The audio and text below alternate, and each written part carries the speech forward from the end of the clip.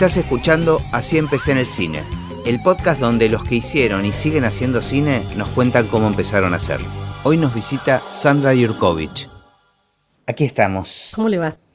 Todo muy bien. Ahora me pongo derecha, ¿viste? Sí. Siempre empezamos con la misma pregunta, que es si tenés noción de qué momento registraste la existencia del cine. Como recuerdo de infancia, el primer recuerdo que tengo es mi papá con una Minolta, una Super 8 Minolta, filmándonos. O sea, mi viejo era como un entusiasta de la tecnología, digamos, ¿no? Del cine, y del cine, también él iba bastante al cine y al teatro. Los dos, mis viejos, en general, eran como... No eran gente de la cultura en general, no intelectuales, pero eran gente de clase media que gustaba mucho la cultura. Que nos llevaban al teatro, nos llevaban a escuchar a Lelutier. Y mi viejo tenía su Minolta, que yo recuerdo, éramos muy chiquitos. Yo tenía 2 años, ponele, y ya tengo registro de mí del Super 8. Y tenía un tío que aparte nos sacaba fotos y proyectaba las diapositivas. No eran papel, sino que eran diapositivas. Entonces nos juntábamos mucho la familia en el piso del living a proyectar diapositivas y a proyectar las películas de mi papá, que también las montaba además. No es que así como estaba las dejaba. Tenía la moviolita. Tenía la moviolita, pegaba, o sea, se daba ese gusto. Él era un comerciante, fabricante de muebles. Esa es la primera el primer recuerdo muy cercano. Y después el cine. Nosotros íbamos mucho al cine. O sea, me acuerdo los sábados o domingos a la tarde... Coglan, y teníamos el Cine General Paz y había 3 películas a la tarde y nos metíamos por ahí toda la tarde a ver películas, cualquier película, mucho de cowboys, mucho de lo que había. Disfrutábamos mucho de ir al cine, a mí me encantaba, o sea, me gustaba, me podía meter dentro de un cine y no salir durante 4 horas, ¿no? Era así un gusto. Y sí, muy de la mano de mi viejo. Mira. Sí, es que loco, porque él no era del cine, pero él me llevaba al cine. Bueno, pero el cine era importante para él. O sea, sí. Estaba pensando 2 cosas. Si te filmaba, vos tenés registro de que te filmaba con la Super 8 cuando tenías 2 años. De todos modos, cuando volvía a la película revelada ya tenías como 6. No tanto porque él se ocupaba realmente, porque era como un evento familiar, no sé cómo decirte. No es que tardaba mucho, él lo hacía al toque. No, el revelado, porque te acuerdas que el revelado tardaba un montón, sí, no 6 años, pero ponele era 6 meses después. Suponete que nos íbamos de vacaciones y él filmaba, y en el invierno... Nos juntábamos todos adentro de la casa a ver las pelis. Tal cual. No, aparte, me identifico mucho porque con mi papá era lo mismo. Y mi papá era fabricante de colchones. O sea, mirá. Estaba ahí. Bueno, por ahí mi papá le compraba goma espuma. Seguramente, a tu viejo. Seguramente. Pero tu viejo hacía como un registro familiar. No era que no se armaban ficciones ni. No armaba ficciones, pero por ejemplo recuerdo un viaje a Madryn, a Puerto Madryn, todo el sur, que en ese momento era la nada total, y era carpa y casa rodante, con otra familia que le decíamos los Pepes, porque Pepe era el padre de la familia. Y ahí en ese viaje mi viejo empezó a hacer como papelitos con títulos, con dibujitos, que decía, bueno, y ahora los Pepes no sé qué, y entonces ya había como un relato, ¿viste? Claro, o sea, titulaba, digamos. Titulaba, era como ponía un zócalo. con capítulos, exacto. Una cosa rara, pero que empezó a tener algo así. No, nunca hicimos ninguna ficción. No se le ocurrió, me parece. Pero vos sí te afectaba de alguna manera el hecho, la presencia de la cámara y el momento de filmar. La magia que resultaba estar haciendo algo y después verlo proyectado y que eso tenía un correlato con lo que habíamos vivido y que se parecía al cine además, con esa fantasía que era el cine. Para mí el cine siempre fue magia, siempre me transportó a otros mundos, como que... Soy una espectadora infantil yo, básicamente, ¿eh? No tengo como... O sea, me encantan cine de los mejores cineastas del mundo y no sé qué, pero yo disfruto, por ejemplo, de la ciencia ficción, de la fantasía, de ver una película fantasía, por ejemplo. O sea, soy más como niña en ese sentido, niña adolescente, ¿no? Eso, el mundo de la fantasía, de volar, de imaginar otro mundo, de salir de acá. ¿No? ¿Y podés relacionar de alguna manera ese cine que veías de chica o ese cine que se hacía en tu casa, aunque sea como registro familiar, con lo que terminaste dedicándote? No sé muy bien, la verdad que no sé muy bien. Me parece que sí despertaba mi imaginación, o sea, tenía como las posibilidades que tenía el mundo. El que tu viejo tuviera una cámara en la mano y que pudiéramos crear esa fantasía que después la podíamos ver, para mí era como las posibilidades ilimitadas que brindaba la vida en cuanto al arte. Mi mamá era pintora, maestra también de primaria, y yo heredé mucho la parte esta de mi vieja de las artes plásticas. Entonces había una cosa como de la imagen, del diseño también, porque ir a la fábrica y ver cómo se hacían las sillas, toda una mezcla para mí, eso sí, confluyó finalmente en que yo me dedique a las bellas artes y luego a hacer dirección de arte, porque la mezcla de realización en una fábrica, de un diseño a concretarlo, esa cámara que andaba dando vueltas, mi vieja pintando y nosotros pintando con ella, bueno, todo eso creó un Claro. clima propicio, ¿no? ¿Tu viejo fabricaba y diseñaba muebles? Un poco también diseñaba. Él nunca fue diseñador, pero terminó diseñando igual, o metía mano a diseños, ¿viste? O sea, agarraba diseños. Él venía de Tucumán, su padre había tenido una fábrica de muebles en Tucumán, así que fue heredero de la profesión, del oficio, digamos.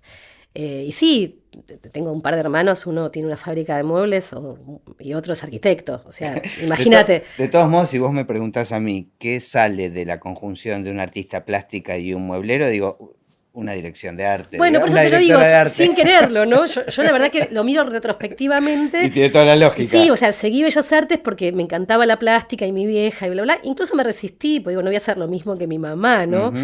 Pero después, y terminé confluyendo en esto, una cosa entre la arquitectura, el diseño de muebles, no sé, sí, la vida te lleva un poco... Entonces, cuando terminaste la secundaria ya estabas convencida que querías ir... Sí, un poco sí, o sea, dudaba si arquitectura, o sea, sabía que tenía algo que ver con el diseño. Me gustaban también otras cosas, la filosofía, el psicoanálisis, muchas cosas que me gustaban. Pero bueno, era más fuerte. Yo dibujaba mucho, además. Lo que más me gustaba era dibujar y qué sé yo, me acuerdo de viajar a Europa de muy chica, a los 16 años, en la época de la Plata Dulce, que logramos ir a Europa, por suerte, por pena para el país, pero bueno para nosotros. Y de ir ponerla al Museo Van Gogh y llorar frente a un cuadro de Van Gogh. A mí me emocionaba mucho la imagen, la plástica, la creación en ese punto. Y terminé el secundario y dudaba un poco, pero bueno, me entré a Bellas Artes y creo que fue una decisión maravillosa porque todo me gustaba de Bellas Artes. Todo. 83, ¿no? Aparte, claro, todo fin de la dictadura. De la dictadura, ¿no? Una adolescencia muy, muy represiva y de golpe destape cultural y todo lo demás fue muy hermoso. Y había como especialidades, existía, digamos, la especialidad de dirección de arte dentro de Bellas Artes. No existían y ahora hasta hace 2 años no existía. O sea, quiero decir, la ENERC abrió hace muy poquito la especialización que dirige Margarita Yusid. Pero no existía en ninguna carrera, no existía no, como por carrera. ahí en El Salvador tenían como una visión de lo que era el cine, pero no una especialidad en sí. No hay un título de director de arte. Recién ahora, en la ENERC tenés esa especialización, que son 3 años, ¿viste cómo es la ENERC? Y como hay fotografía, hay también... No sabía que no existía como carrera. No existe y no existe en muchos lugares del mundo, además. Lo que hay es una formación plástica o una formación arquitectónica o una formación del cine. Yo vengo de la plástica. Después hay directores de arte que vienen de, qué sé yo, hasta hay gente que no tiene nada que ver ni con el cine ni con nada. No, en general los directores de arte nos formamos haciendo, leyendo, estudiando, formándonos autogestivamente, ¿no? Y van llegando al cine. Y vamos llegando al cine, sí. Yo fui llegando, no es que sabía que quería hacer cine. Yo quería ser pintora, qué sé yo. Como todos los que hacen Bellas Artes. Sí, o docente, porque también la parte docente en mí es muy, muy importante. Yo doy clases desde muy jovencita y sigo dando clases hoy y me encanta. ¿Y eso lo hacías en paralelo mientras estudiabas? Tuve taller de plástica para niños y adolescentes desde que yo tenía 19 años. Di clases de plástica. Digamos, viví de eso. Me fui a vivir sola gracias a eso y tenía mi taller de plástica y me iba muy bien. Siempre me gustó la docencia. Había estudiado pedagogía en Bellas Artes, todo, pero me gustó mucho. Y hoy me sigue gustando. Después me pasé a la dirección de arte, pero... Quisiera ver cómo fuimos llegando a ese lugar, digamos. Mirá, di clase, o sea, tuve una institución educativa durante casi 10 años, en los 80, hasta el 92, que era un lugar de aprendizaje colectivo. Éramos una cooperativa de trabajo, éramos muy jóvenes. Pensaba que yo empecé a los 19 y a los 21, 22 yo tenía 40 alumnos en el taller. O sea, nos iba muy bien y lo hacíamos muy seriamente. No dormíamos, laburábamos un montón. Y di clases muchos años ahí, nos formamos mucho con gente en ese lugar, amiga bailarina, el que fue luego mi marido que estudiaba en Avellaneda Cine, entonces teníamos un montón de amigos del cine también. Empieza a aparecer la conexión. Exacto, la conexión. Amigos músicos que les hacíamos videoclips, entonces yo empiezo a trabajar como dentro de un videoclip o de una horita de teatro, una obra de danza, haciendo algo escénico, diseño de escenografía, diseño de vestuario. Esto te estoy hablando de los 20 años, ¿no? Y todo eso fue muy formativo, básicamente muy formativo, hicimos muchas cosas, fiestas callejeras con diseño de decoración para las calles, etcétera, ¿no? Mucho. Esa fue mi formación inicial y ahí empecé a encontrarle el gustito al audiovisual. Me empezó a interesar, me empezó a maravillar lo que pasaba, el mundo del cine, primero de la televisión, trabajé bastante para canales, digamos, nunca fija, siempre freelance. ¿Pero que para productoras que le vendían latas? Sí, por ejemplo, para lo que era Claxon o después fue Turner, todos esos canales de cable. ISAT y todo ISAT, eso. etcétera, Infinito. Y hacíamos, qué sé yo, escenografías. Empecé a diseñar escenografías porque me sale, me gusta, siempre investigué. Y empecé más ahí en ese lado. Ahora, es raro porque vos me decís por un lado que no existe o no existía y en muchos lugares sigue sin existir la carrera, digamos la profesión de director de arte. Director de arte, pero en todos estos ámbitos, tanto el cine como la publicidad, se sabe que hay un director de arte, digamos. Sí. Es como medio extraño eso, ¿no? Sí, o sea, en realidad es un escenógrafo, ¿no? O sea, parte del teatro. Es como, bueno, viste que el cine también parte del teatro. Lo primero fue un teatro filmado. Si vos ves a Méliès, claro. Teatro filmado, encuadre y fantasía teatral, ¿no? Esos planos, cartones que se movían, etcétera, y magia teatral. Entonces, todo viene del teatro y el teatro tiene, qué sé yo, esta cosa del diseño escénico. Claro. A mí siempre me interesó el diseño teatral y también el diseño de espacios. O sea, muy jovencita empecé a hacer un par de cosas que fueron un diseño de bares, por ejemplo. Un par de amigos que iban a abrir un bar y me dijeron, che, ¿no quieres hacer algo? Sí, claro. Y terminé haciendo el diseño entero del bar. Esto también es familiar, ¿eh? O sea, porque mi viejo, qué sé yo, también hacía mucho ambientación de espacios grandes, oficinas o lo que fuera. Como parte de su trabajo. Como parte de su laburo, ¿no? Ambientaciones. Entonces, bueno, la escenografía es escenografía. Hay un libro argentino que se publicó hace un tiempo, que es sobre la dirección de arte en cine, que los autores son Díaz, Gentile y Ferrari, que es un libro sobre dirección de arte, pero se llama escenografía cinematográfica. Mirá. No se llama dirección de arte.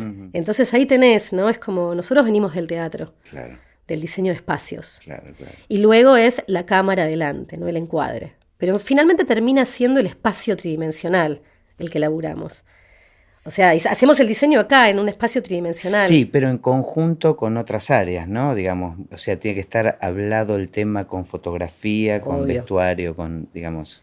Yo creo que lo más lindo que hay en cine, que yo lo fui aprendiendo porque no lo sabía, es el trabajo conjunto con fotografía. A mí es lo que más me gusta. O sea, la creación como de esa imagen, de ese concepto para cada película, que es que interpretaste del guión y traer una propuesta, porque vos sacás una propuesta de la lectura, o imaginás o ves o tenés imágenes, colores, texturas, y luego sentarte con el director de foto, casi antes que con el director, a ver, che, ¿a vos qué te pasó, no? Y empezar a crear un universo particular para cada proyecto a partir de eso. Y la fotografía a mí me aparece siempre, ¿no? Yo digo, también pienso en luz y sin ser iluminadora, sin ser fotógrafa.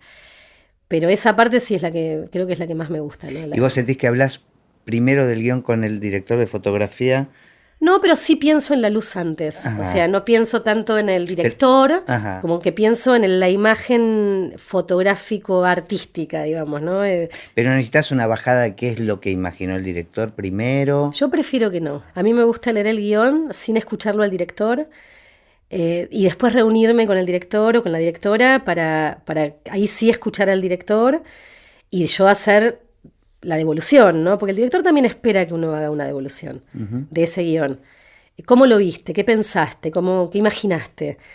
Y el director muchas veces te trae referencias visuales, cinematográficas, puede ser una foto. Hay tantas posibilidades como directores, ¿viste? Porque cada uno sabe más de actuación, otros saben...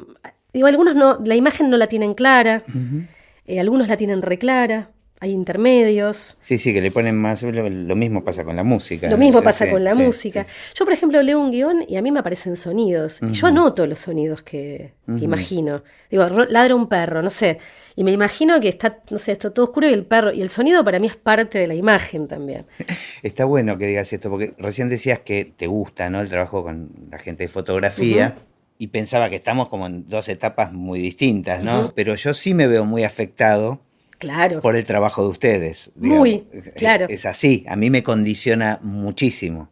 Y tal vez, y Sí. estaba pensando que a vos no te afecta en lo más mínimo, pero con lo que estás diciendo, Bueno, sería evidentemente. genial que sí, en Ujú. verdad, ¿no? Porque si uno tuviese, por ejemplo, digamos, empezando con esta devolución que hay con el director, que uno llega con una pequeña propuesta inicial, que es muy conceptual, que todavía no sabes de dónde te vas a agarrar, qué sé yo, y digo, no sabes de qué locaciones, pero podés decir un estilo, no sé. Son más colores, son sensaciones, son sonidos. A veces hay música también que uno escucha. Y estaría buenísimo que el director te diga, bueno, mira, esta película vamos a usar música clásica o vamos a usar chacareras, porque cambiaría muchísimo el diseño de imagen. Sí, o más allá de lo que se vaya a usar, hablar de sensaciones, digamos, con los Sí. mismos recursos que habla alguien que no entiende nada de imagen o Ujú. de... Me pasa lo mismo a veces con director o directora que no sabe mucho de música, pero me habla de emociones y de sensaciones. Exacto. Estaría muy bueno tener esa charla entre músicos y dirección de arte, por ejemplo, Sería ¿no? Me parece hermoso. que todos deberían, de hecho, hay lecturas de guión, hay momentos donde estamos todos antes de un rodaje, pero tal vez no se conversa tanto No, de estas yo creo que el cosas. lugar donde, de la dirección de arte donde es más cercano a eso es en los videoclips, Claro, que vos te agarrás de la música, incluso cuando decís, bueno, hay una letra, pero si no claro. hubiese una letra y fuera solo música, la dirección de arte existe en los clips. Entonces, Ujú. bueno, ahí es donde más nos pegamos, ¿no? La música con la dirección de arte, donde la música es como el protagonista de la imagen. Tal vez estamos cambiando la historia de hacer cine.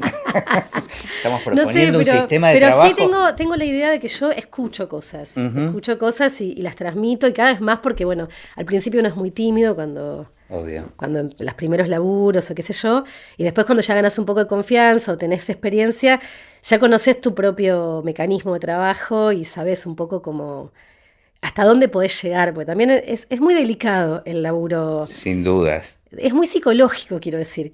Uno tiene que interpretar no solo un guión o una historia o una narrativa, sino que tenés que interpretar un director.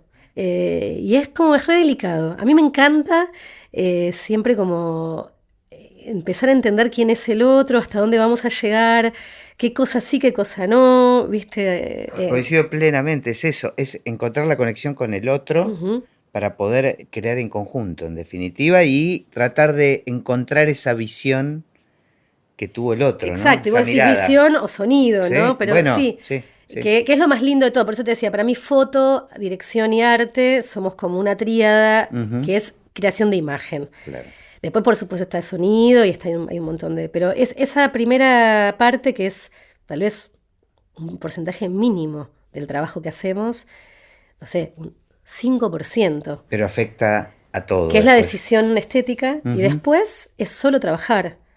Quiero decir, para Claro. nosotros los directores de arte, esa decisión que es qué estética vamos a usar, referencias, no sé qué, Claro, es el momento más creativo. es el más creativo. Y después tenés que tener muy claro lo que querés buscar y es producción pura. Claro, Producción pura y trabajo, trabajo, trabajo, trabajo, trabajo. entiendo. Material, cosa, camiones, cargas, Después, logística. cómo nos acercamos lo más posible a esa idea que tuvimos que fue genial, Si pero tenés que después claro hay a que... dónde vas, es Claro, cómo surfear la ola de las posibilidades, claro. ¿no? Es así, qué sé yo. ¿Y con vestuario? Y No hay... vestuario es parte de arte. Ah, Vestuario es directamente. parte, no, por lo menos es parte de una bajada inicial estética. Ujú. En general, el trabajo con vestuario, yo lo que hago es, me encanta trabajar con vestuaristas que tengan muy claro su trabajo y que puedan laburar independientemente. Porque es simplemente una bajada de línea inicial de lo que se decidió con fotografía y con dirección. Ujú. Y después texturas, colores, contrastes, luz, sombra, etcétera, que es básico, ¿no? Es como decir punto y línea, ¿no? Ujú. Después el vestuarista hace su propuesta también, dentro de esta bajada de línea general. Hace su propuesta de referencias, de fotografías, bla, bla, bla, bla, ¿no? Y figurines y cosas. Pero en general parte de esta primera impresión estética y es la misma relación con arte en general, que después es no solamente vestuario, sino también efectos o lo que fuera, general. Y después el vestuarista o la vestuarista trabaja con sus propias referencias y trabaja mucho en relación al director también. O sea, vestuario trabaja mucho en relación al director, no solo con el director de arte. Y a veces hay que correrse ese lugar como director de arte. Tenés que correrte de las decisiones más cercanas al actor, cómo le queda el vestuario, qué zapato, cómo le queda la ropa, el tamaño, el talle, la textura, porque ahí está el actor, Claro. que también crea personaje, que también trae ideas, el vestuarista y el director. Entonces el director de arte es una cuarta opinión. Sí, igual hablo desde el desconocimiento absoluto, pero intuyo que el tema de colores o Sí, por eso, idea inicial. Nosotros bajamos una bajada inicial de cómo va a ser la figura y el fondo, por ejemplo, ¿no? Es decir, bueno, este espacio es azul y marrón, ponele. Textura de madera es del 40. Bueno, el vestuario va a ser del 40, salvo que el guión diga lo contrario. ¿Cómo hacemos si la figura que es el personaje va a estar despegado o se va a emparentar con el lugar? Y trabajamos mucho eso en relación al cuadro, ¿no? Al encuadre y a esa figura y ese fondo que van a cómo realzar la figura, cómo va a estar emparentada, cómo no, cómo se va a despegar, si el director quiere que suceda otra cosa, que sea etérea, que sea, o sea, todas las emociones que transmite un personaje. Eso es lo que elaboramos más, que es conceptual también. Después el vestuarista se ocupa de desarrollar, digamos, ¿no? Que compra, que alquila, o sea, eso yo no estoy. Claro, Solo veo claro, claro. y digo, che, no me gusta, o me parece que no. Ahí uno interviene más donde su área se puede ver afectada con alguna decisión. Sí, Me imagino también con sonido, ¿no? Con el sonido directo también. El tema sí. de ambientación tiene que tener muchas cosas en cuenta. Mucho, las telas que hacen ruido, o sea, hay muchas veces que yo Sí, sí. descarto telas porque ya sé que tengo que cuidar a sonido y los elementos sobre las mesas, los tacos, las mesas que se corren, las sillas, todo tiene relación con sonido. Incluso entras a una locación que muchas veces a sonido no se lo llaman para ir a las locaciones. A los Lamentablemente. scouting sí lo sé, y Mucho. yo presto atención a eso. Digo, che, acá hay una avenida, podemos poner cortinados, pero llamen a sonido, ¿no? Como que ya sabemos. O pisos huecos, si es de época y todos usan tacos. Sí. ¿Y qué vas a poner si pones alfombra o no? Si tenés presupuesto para poner Claro, alfombra o no. claro, también. Que también es otro tema, ¿no? Nos colgamos hablando, pero ¿cómo llegaste a tu primer película? Bueno, cuál fue? bastante kamikaze y paracaidista, te voy a decir la verdad, porque yo ya quería como meterme en el cine, me encantaba, pero no había hecho nada para cine. Había hecho algunas realizaciones nada más. Yo fui realizadora también. Es decir, constructora, muralista, talladora o sea, vengo de la realización y también del diseño, pero más de la realización como práctica, ¿no? Aprendí mucho ahí. Y venía haciendo bastante televisión y bueno, un poco ahí trabajando con el que fue el padre de mis hijos y con Polo Secchi, con un montón de gente que daba vueltas por ahí, pero cine no había hecho nunca. Y me entero que Fernando Spinner estaba por hacer Adiós querida luna y un amigo, que es Javier Diment, que estaba trabajando con él, como codirigiendo, haciendo la asistencia de dirección, me dice, le digo, che, ¿por qué no me pasás el guión? Que me encantaría leer un guión de largo, qué sé yo. No dormía pensando que quería hacer esa nave espacial. Y fue tan así que un día me lo encuentro a Fernando en una fiesta, creo que fue en una fiesta, pero no me acuerdo dónde, y le digo, che, yo quiero hacer esa nave espacial. Bueno, no sé, yo, imagínate, cero experiencia en O sea, cine. no habías ni siquiera trabajado como asistente de algún Para otro nada. Por eso director te de digo arte. paracaidista real. Ajá. Nunca había estado ni de asistente, ni de nada, ni de ambientadora. Había hecho realizaciones. Había estado en un rodaje mirando. Y que sí, que no, que sí, que no. Y bueno, Fernando en un momento, Javier Diment le dice a Fer, ¿por qué no tenemos una charla con Sandra? Porque no tenían un mango además. Y yo venía mucho de realizar, de hacer diseño, y eso sí lo tenía claro. Bueno, se juntaron un poco tus ganas con un contexto y con un momento y unas necesidades, ¿no? Con esas cosas, Sí, eso es como una energía exacto, medio extraña. y al mismo tiempo también yo había como juntado mucha experiencia por otro lado, que no era el cine, sí en el audiovisual, haciendo muchas cosas, realmente muchas cosas. O sea, no paraba de trabajar. No, pero además con una película que requería mucho Pero de dirección de arte. a mí me fascinó. Y yo Ujú, dije, yo voy a hacer esa. Nunca creí que no la podía hacer. También ujú. yo soy medio kamikaze en ese sentido, o omnipotente, no tengo idea. Creo que hay una cuota de eso también para poder hacer Y cine. yo creo que De inflar el ego un rato en y. cualquier actividad artística tiene que Sí, ser así, tiene que ser es así. imprescindible. Y bueno, yo en ese momento tenía una socia, Paula Macione, que después se fue a vivir al sur, y fuimos juntas a la reunión, pues nosotras veníamos trabajando juntas, y fue hermosa la reunión, tiramos millones de ideas, pues teníamos muchas ideas para hacer esa nave espacial, con poco dinero. Y bueno, Fernando quedó muy entusiasmado, nosotras salimos muy contentas, y mi socia me dice, mira Sandra, lo que pasa es que yo me voy a vivir al sur. Digo, ¿cómo te vas a ir a vivir al sur ahora? ¿Me vas a dejar ahora sola? Y se fue a vivir a Bariloche tras un amor que tenía. Y entonces Fernando me dice, ¿pero vos vas a poder sola? Le digo, sí, yo puedo sola. Y bueno, un poco ese fue mi comienzo. Fernando me dijo, bueno, está bien, pero Además, en plena crisis, con muy pocos recursos. con cero recursos. Y Cero. la nave es muy creíble, esa nave. Además que tenía la característica, digamos, por guión, que era una nave a lo argentino, donde estaba Sí. justificado, en algún punto lo atamos con alambre.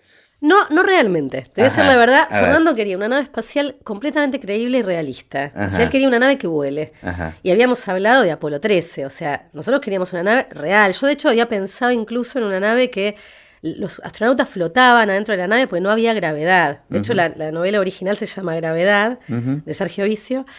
Y la idea era que flotaran los astronautas adentro de la nave y que tuviera partes que giraran. Superproducción era el Claro. pensamiento. Y mucho dinero. Me acuerdo de valores como, por ejemplo, hago un diseño de una nave, una planta de la nave, un plano, y digo, bueno, esta nave sale más o menos $50.000. En ese momento eran pesos Era uno uno a a uno. uno. Bueno, pasan un montón de cosas alrededor de la peli y Fernando me dice, no tenemos plata. Claro, porque aparte fue la No tenemos, devaluación. pero me dijo, no tenemos plata, no es que Nah, tenemos tanto. No tenemos. Entonces me dice, no tenemos. Le digo, no, sin plata no. Entonces, bueno, esa nave salió $7.000 en su momento. Nadie cobró un peso, salvo los realizadores, los pibes que realizaban. Y fue basureado, o sea, fuimos a buscar basura por las calles. Me acuerdo. Me regalaron un depósito de escenografía de Claxon, de Turner, que yo laburaba ahí, me la ofrecieron, dije sí, metí todo dentro de un camión.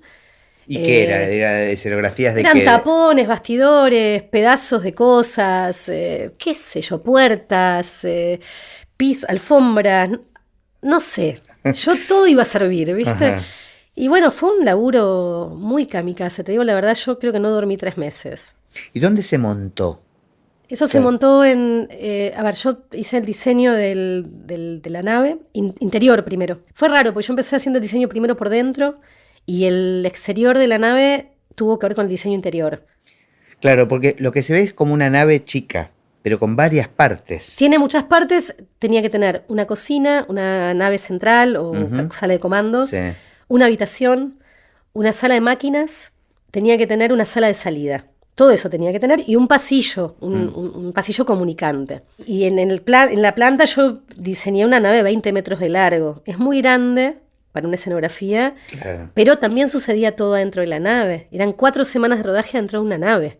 Tenía que ser grande. Entonces hice el diseño interior y con todos estos pedazos de cosas logramos armar como un rompecabezas con una estructura metálica y empezar a cubrirla.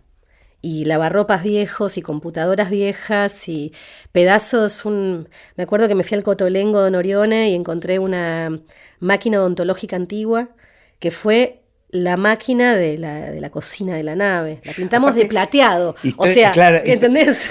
Pero históricamente todo lo relacionado con naves espaciales en el cine siempre tiene que ver con algo medio retro también, ¿no? Y con Bueno, algo. no nos quedó otra. Claro. No nos quedó otra. O sea, tuvo que ser retro. Ajá. Pero sí con lo que Fernando me insistió mucho y como que me llevó a que yo me rompiera el coco, que sea una nave elegante, que sea prolija. Porque claro, ya que no podíamos hacer algo tecnológico como queríamos, que no sea todo por 2 pesos.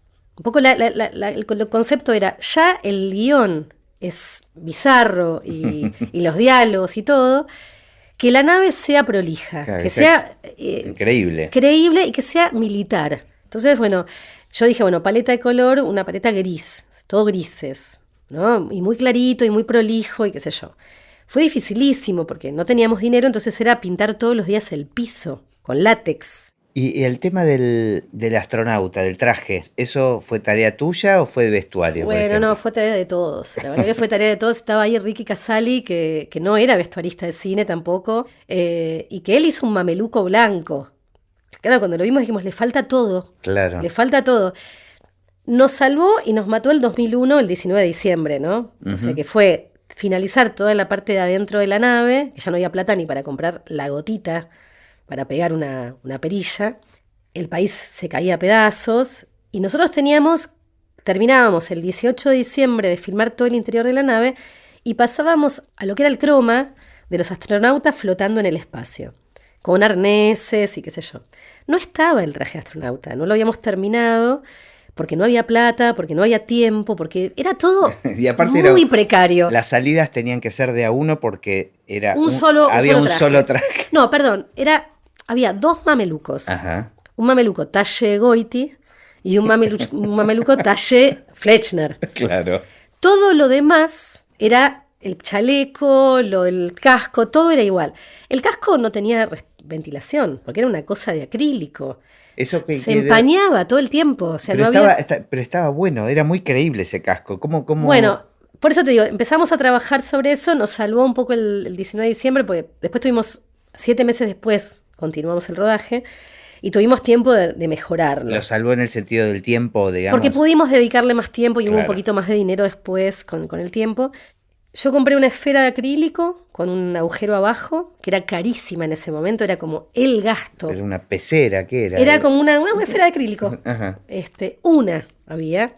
Y empezamos a hacerle todo con tiras de telgopor, con masilla. Fue un laburo entre arte, vestuario, efectos especiales y entre todos armamos el traje. Yo me acuerdo que iba por la calle y de golpe ¿viste esos telgopores que son para transportar heladeras o lavarropas? Y vi 2 telgopores y me encantaron y dije, esta es la mochila del traje astronauta. Y fue la mochila del traje astronauta. Estaba perfectamente, le agregué unos tubos, eso después tuvo efectos que salió humito, ¿entendés? Propulsores, así fue toda la película. Bueno, fue mi primera peli y la verdad que a mí me enseñó todo. Yo me acuerdo, Ana Peterbar era asistente de dirección, uno de sus primeros trabajos también, y ella me enseñó dónde pararme, cómo mirar el monitor, ¿entendés? Creo que todos aprendimos ahí. Estaba Beisa, fue su primera película como director de foto también.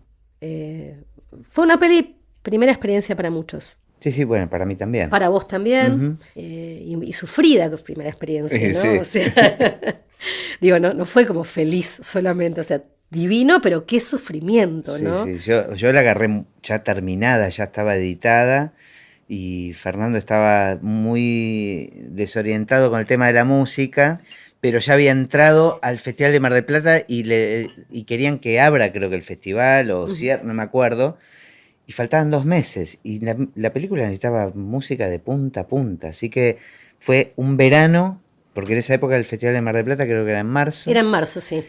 Y creo que me la dieron en los primeros días de enero. Y era tu primera película como musicalizador, digamos. Sí, componiendo y arreglando. Y yo trabajaba solo. Ahora tengo más gente que trabaja conmigo, pero en ese momento trabajaba solo. Wow. Y no recuerdo haber visto la luz en todo ese verano. Claro.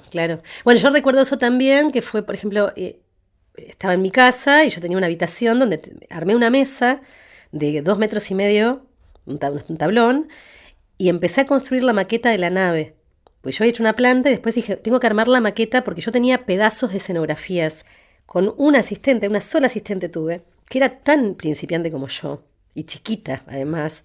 Bueno, eso te servía para la maqueta. Claro, fuimos al depósito y copiamos todo lo que teníamos en el depósito en escala, en cartoncitos. Y reprodujimos todo lo que teníamos en el depósito y armamos la nave en maqueta. Qué bueno. Y Fernando me venía a visitar a casa y yo tenía una muñequita que estaba en escala, como la nave, y jugábamos con la muñequita y con una camarita de fotos para ver los encuadres, qué hacía falta, si más alto el techo, si... ¿Entendés? O sea, ¿La guardaste esa maqueta? No, seguiste? porque esa maqueta fue al realizador, que es un amigo que vive cerca del Mercado Central, y toda esta nave se armó por pedazos adentro del taller. Se hizo todo en taller, digamos. Claro. Esa maqueta fue a taller y se la quedó Duilio. Después se desarmó. Imagínate que esas maquetas, Claro. ojalá uno guardara, pero no, se destruyó. A mí lo que me pasaba, supongo que a vos te habrá pasado algo similar, era, además de que sea mi primer película, la sensación de decir, estoy haciendo una del espacio, Sí. ¿no? O sea, ¿cuántas oportunidades voy a tener en Argentina de hacer una peli que transcurre en el espacio? O sea que yo ni siquiera lo pensé en esos términos, porque como yo ni siquiera laburaba en cine, Sí. a mí me pasó como una fascinación con la historia y con poder meter mano y Ujú. contar esa historia. Algo me pasó ahí con la lectura de ese guión y con... A mí la ciencia ficción me gusta mucho, yo creo que entré en la literatura con Bradbury de la Ajá. mano, con Asimov, o sea, de lo primero que para mí fue, o Ballard, qué sé yo, la literatura que más me pegó de pendeja. Ajá. Y cuando leí ese guión dije, yo quiero hacer esto. No sé si medía la época, la argentinidad, nada. Yo quería hacer eso y básicamente me metí en un mundo te vuelvo a repetir, de no dormir 3 meses porque para mí era un desafío gigante. Además estoy pensando que desde el arte, la ciencia ficción permite una cosa muy creativa desde el punto de Sí, vista que hacer un universo que nunca existió. totalmente. Por supuesto, pero no es tan así porque vos creas un universo o imaginás y después está la realidad.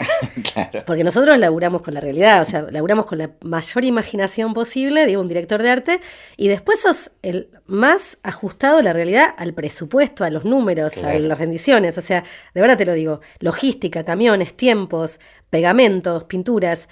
Es muy creativo y a la vez muy realista y muy productivo, es muy a tierra.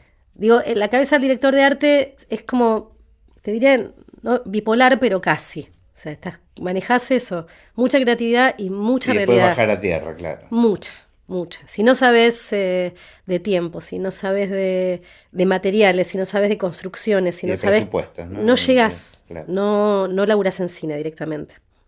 A mí me ayudó mucho toda mi experiencia anterior, que era muy de realizadora, como de entender la dinámica de los tiempos. Pero bueno, fue mi apertura al cine, a mí me abrió la puerta al cine y no solo al cine, a un montón de otras cosas. ¿Con qué peli seguiste? Seguí muy rápidamente con, creo que a los 6 meses, con Al fin el mar, una Ujú. película de Jorge Diesel, una ópera prima, que era una película argentino-cubana, con un presupuesto bastante importante para lo que yo venía de hacer. Claro. Me acuerdo que ahí estaba el productor Eduardo Chapa, que me enseñó muchísimo. También, digo, como segunda película aprendí mucho de él, como de trabajar en una peli más en serio digo entre comillas, con un presupuesto correcto. Y también fue muy jugada porque la película no transcurría en Argentina, sino que transcurría en Cuba y en Estados Unidos. Y entonces todo lo que armamos fue mentira, quiero decir, incluso balsas de balseros cubanos escapándose de Cuba, en el Río de la Plata lo hicimos, Genial. con Yacarino, y mentimos en la costa de Cuba, en el Río de la Plata.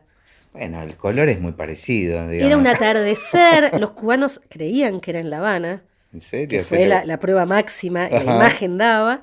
Y bueno, armamos, por ejemplo, me acuerdo, una oficina de operadores de la bolsa, de traders de Nueva York. Wow. Re heavy, ¿entendés? Para hacer dirección de arte por segunda Pero vez, tenías un presupuesto. pero tenía un presupuesto. Y esa fue mi segunda peli, Qué y buen ese año, ejercicio, ¿no? Pasar de una con cero sí, a sí, otra con. sí, agradecí también mucho eso porque esa peli no se podía hacer sin presupuesto. La exigencia cuando hay más presupuesto es a veces mayor desde afuera, ¿no? Mía, porque uno, Me imagino. como, bueno, los tiempos, ¿no? No te puedes atrasar 15 minutos. El tiempo ahí es más oro que en otras. Y ahí, bueno, eso fue un año como muy, muy productivo, fue el 2002, 2003, que también después tuve así, ese año también tuve la suerte de otra kamikazeada, que fue trabajar con Leo Maslía en una ópera en el Colón, Ah, mira. que fue como otra así como sobredimensión de empezar de cero, que me encantó y que fue hacer ópera. Y con Leo Maslía, que bueno, es un genio del universo, que De otro cuando me llamó por planeta. teléfono yo dije, Leo Maslía me está Claro. llamando a mí. Bueno, eso, como muchas novedades todas juntas, ¿no? Ujú. ¿Y sentís después que hubo alguna otra película que te marcó, que fue especial para vos por el tipo de trabajo que te demandó? Bueno, sin duda, Abayay, que vos también trabajaste Ujú. para todos, fue una película muy importante. Fue la segunda que hice con Fer. La primera había sido Adiós, querida Luna. Y la verdad que fue una jugada muy grande. O sea, para mí Abayay fue muy, aparte mucho amor por esa película también. Ujú. Me parece que todos, te incluyo porque lo Sí, sí, sé, sí, sí. que todos tuvimos ahí un lugar de mucho compromiso, de una película muy jugada por la temática, por la dimensión, por todo, por todo. Más fue un momento de mi vida muy, muy especial, porque fue un mal momento de mi vida, y Fernando me dijo, yo sé lo que estás pasando, decidí lo que quieras hacer. Y para mí irme a filmar al norte, que además mis padres son tucumanos y yo conocía mucho al norte, y dejar a mis hijos acá en una situación complicada fue muy difícil. Y también en ese momento se me apareció la decisión de si seguía o no haciendo cine, Bueno, como, claro, estás en un momento como vida de freelance crisis, aparte. Y yo ¿no? tenía que seguir sosteniendo a mi familia sola y qué sé yo. Y que es muy difícil en este medio, muy Ujú. difícil porque dependés mucho Sí, del del trabajo contexto, ajeno sí, también, sí. ¿viste? Y yo nunca tuve trabajo fijo además. Y bueno, fue como una prueba de fuego también. Que Y funcionó. que funcionó muy bien y que además agradezco haberlo hecho.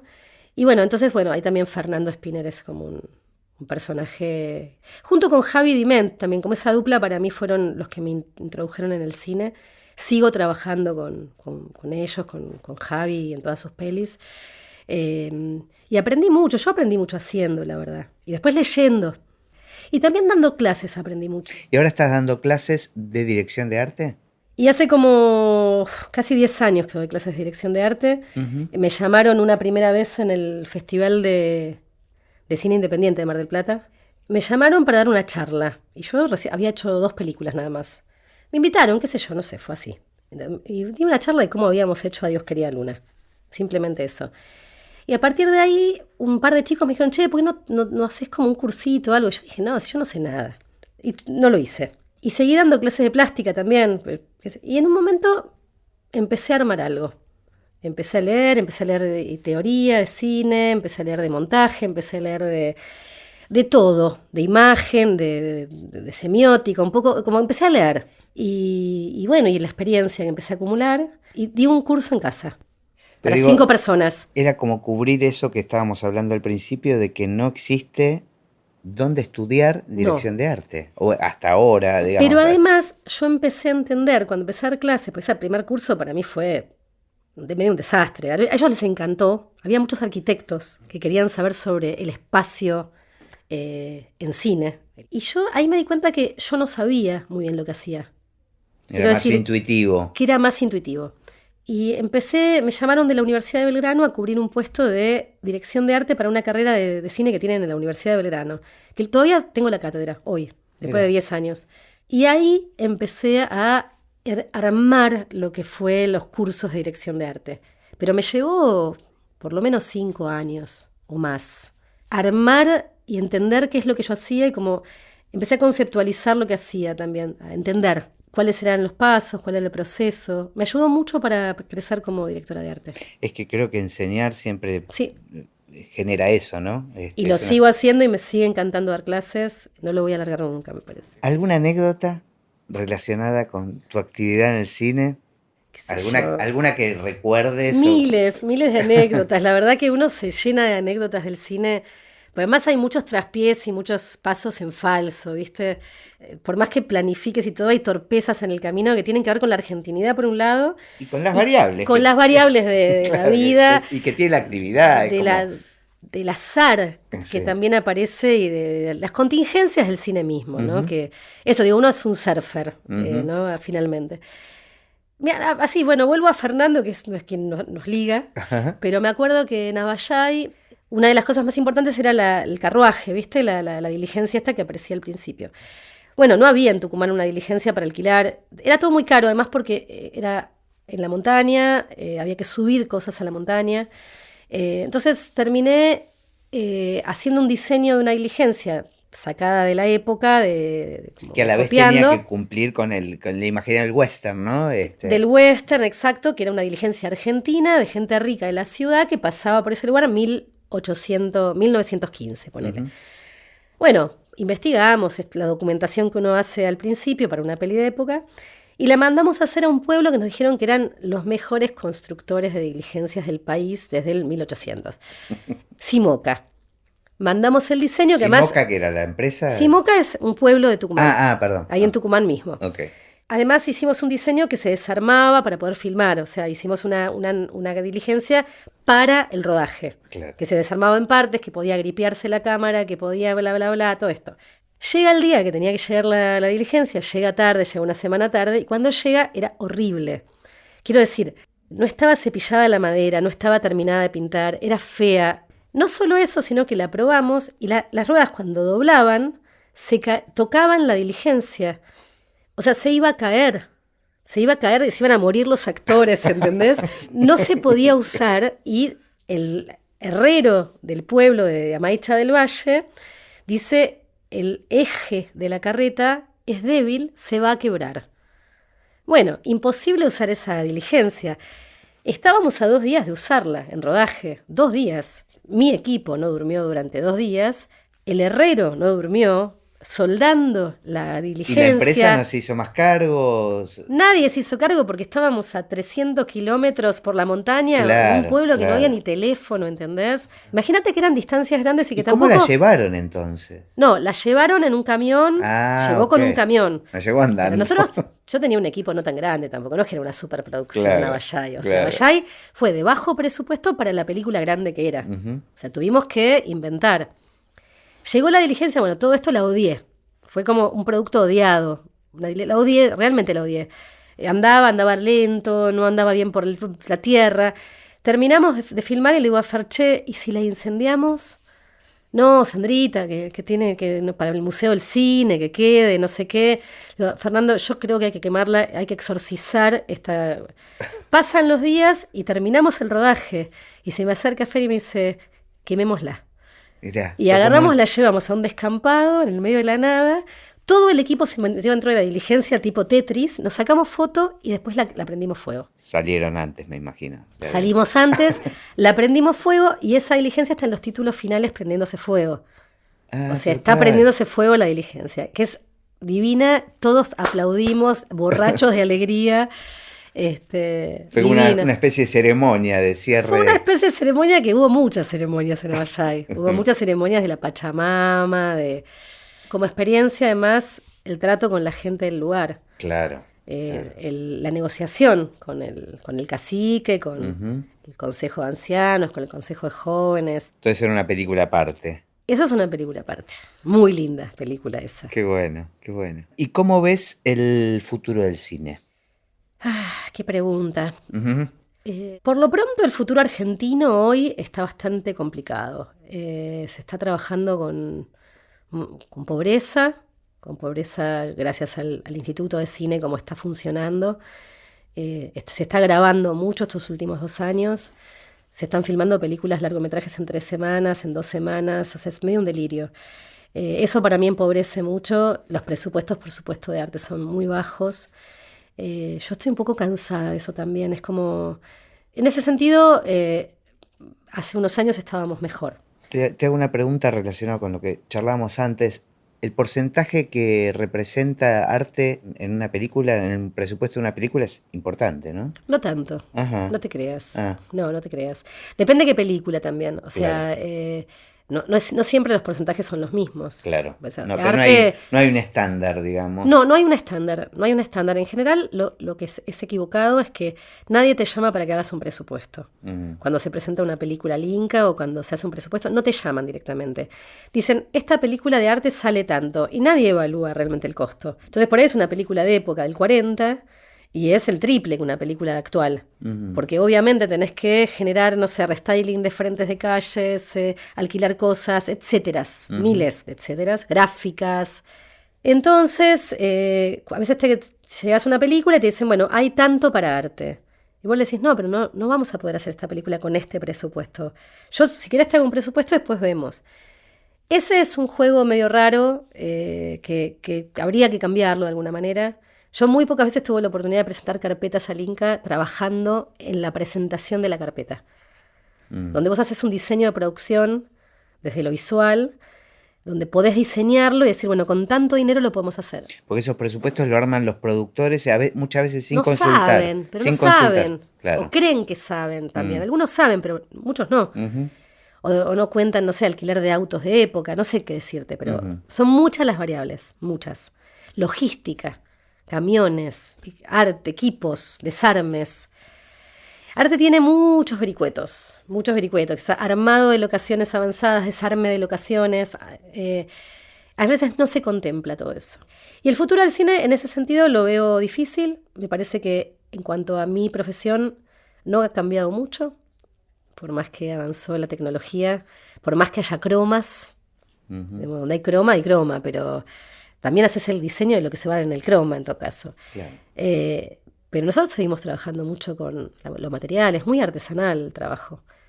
Papelados, pegamentos, martillos, sierras. Se sigue trabajando mucho como se trabajaba en el teatro y en los comienzos del cine. Real, ¿eh? Claro. Real. Podés usar más la luz, más fácilmente dentro de la escenografía. Pero si no, en general es muy parecido. Sí. Y no sé, para mí el cine está buenísimo hoy poder hacer cine con cualquier cosa. Digo, que hay gente que hace cine con un celular. Para mí está bueno, yo no le pongo así como una objeción a eso, ¿no? Me parece que hay diferentes niveles de producción y nada más, y que vamos a seguir haciendo cine. No creo que el cine se haya muerto, eso creo. Ojalá que no. Ojalá que no. Ojalá que no. O por lo menos en nuestros tiempos. Seguir contando historias. Sí, es como una necesidad. ¿No? Como ser niños contando historias sería lo más lindo. Totalmente. Bueno, aprendí un montón, me encantó. Te enseñé un poco vos, ahora vos me tenés que enseñar a mí. Cuando hagas tu podcast, me invitas. Bueno, no, vos me tenés que enseñar ahora cómo se hace la música en una película. Totalmente. Bueno, gracias. Gracias, querido. Muy, muy, muy lindo.